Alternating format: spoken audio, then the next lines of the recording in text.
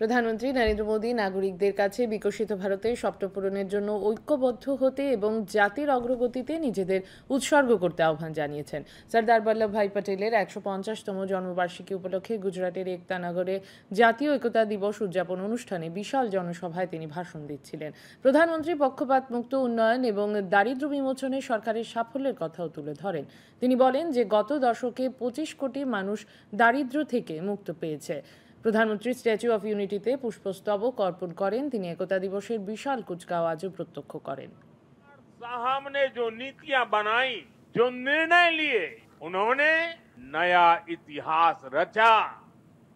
550 से ज्यादा रियासतों को एक साथ जोड़ने का असंभव कार्य को उन्होंने संभव करके दिखा दिया।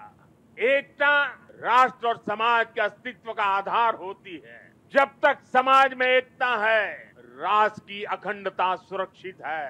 इसलिए विकसित भारत के लक्ष्य तक पहुंचने के लिए देश की एकता तोड़ने वाले हर षड्यंत्र को एकता की ताकत से विफल बनाना होगा।